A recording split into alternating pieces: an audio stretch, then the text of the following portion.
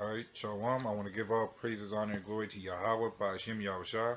Double honors to the apostles of GMS and the sincere Shalom to the brothers out there pushing his truth and sincerity. It's like it. And I want to pretty much go into a topic about Esau, about how he's just constantly putting his nose or basically his nose into every little thing. Because Esau is the tyrant that it's already coming. It's the more he excels in trying to control things, the bigger his downfall. Which is actually the great part about it, because like we always say, the bigger the empire is, the harder it always falls. And the reason I'm getting into this topic is because I was looking on something on the news talking about how Trump is pushing more soldiers into a lot of other countries, starting instigating shit, and it's escalating.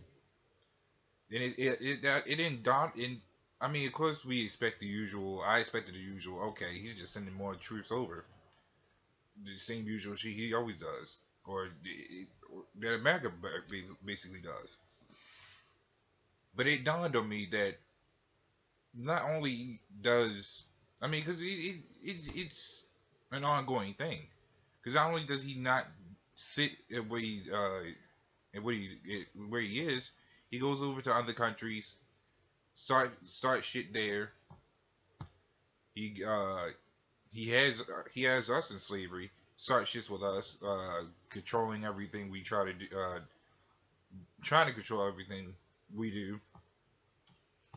Always constantly watching us, just plotting and plotting. Esau just keeps plotting with things, and it's funny because our people know so little.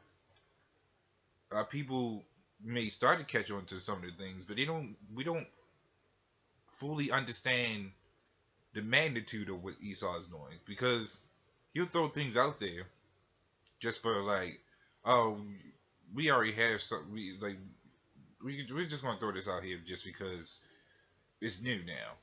But it's not new to them. Esau has something that's far more advanced than what he got. I mean, than what he previously had, and that's why he lets it go, because he already has the next best thing. So I'm gonna get a scripture,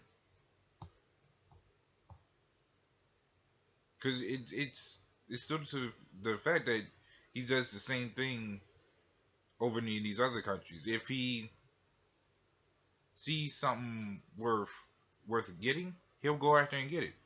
And then once he's done, he'll give the small crumbs to the heathens of their own land, which makes no sense. How you gonna give the people that has that land and give them over what the little what they have, just because you making a profit off of it, just like you make the profit off these wars, Esau. But that's the problem in this situation. You make profits off of every little thing that comes by, off the Israelites, the heathens, even your own people, which is even the funny part. So I got Micah 2:1. Woe to them that devise iniquity and work evil upon their beds. When the morning is light, they practice it, because it is in the power of their hand. See, Esau has that power in his hand. That's why he could come up with multiple things, left and right. Really, like how is it that he just that you could come up with a new iPhone, 3 months later down the line you come up with a better one, another 6 months down the line you come up with an even better one. It makes no sense, and they technically all be the same thing, just with some added shit, which Esau just slowly keeps feeding it. Just keeps feeding the media with it. Now iPhones got fingerprint and eye scanning, and Androids don't even have all that shit yet. We might have the fingerprinting. I'm not sure, But we don't have all that high advanced shit that that iPhone has. But it's just slowly keep gearing people over to take that chip. Funny news, a couple weeks back, there was uh, someone on the TVs voting on different states on how many percentage of people use iPhone or Android. The majority of the states uses iPhone. And you know, iPhone has all these new technologies and all that other stuff, so that proves that Esau is getting these people over to the chip, and he's already been doing it. It's just slowly coming into other states. It's already been happening in other countries, and now it's happening here. It's just a matter of time before it hits all the countries. But what he's trying to do is make it a fad, make it popular, and that's what he's going to do with the chip until he's ready to force his hand to try to make us take the chip. So I got Psalms 10 and 2.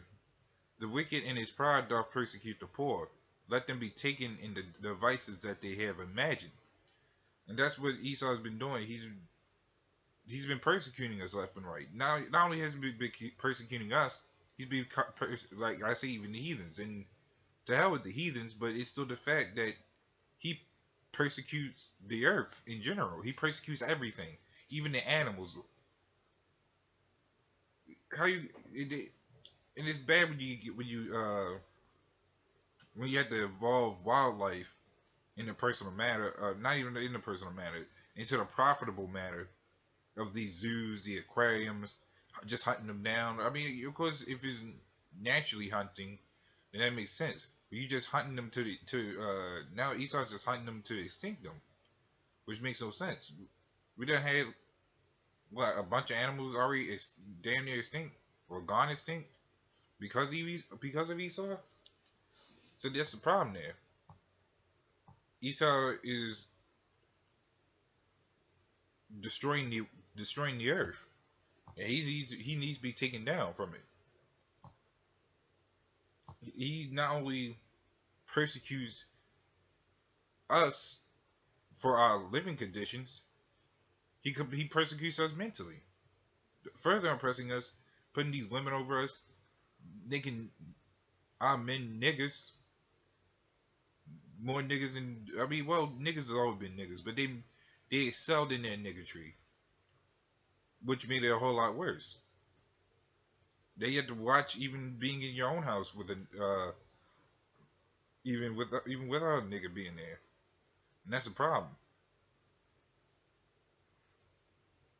So let's see.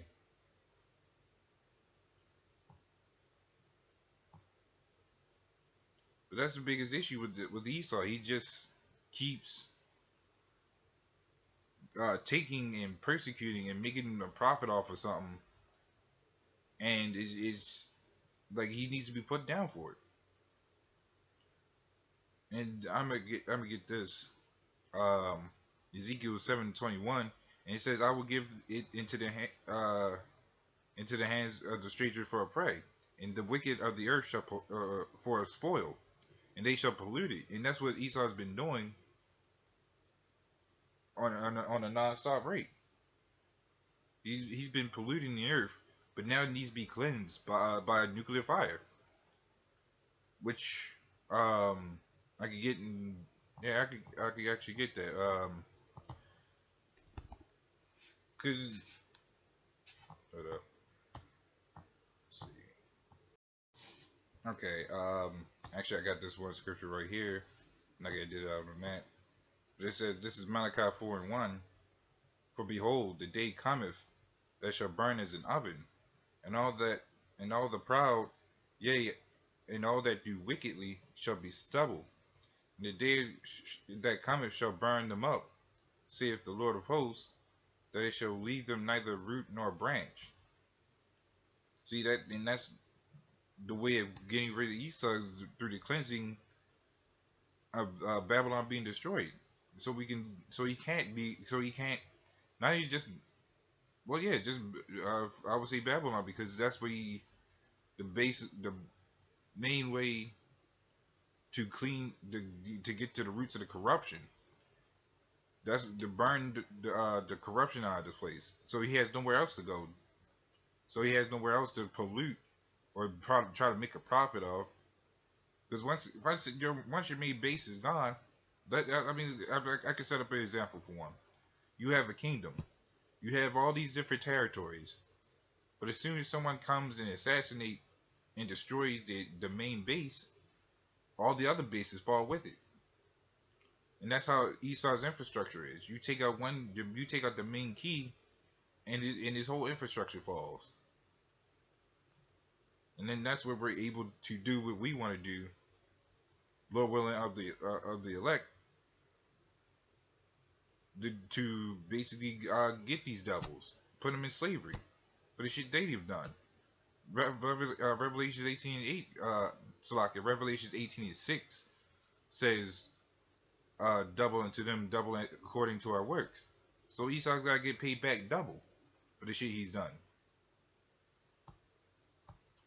So with that, I just want to say Shalom and death to Babylon.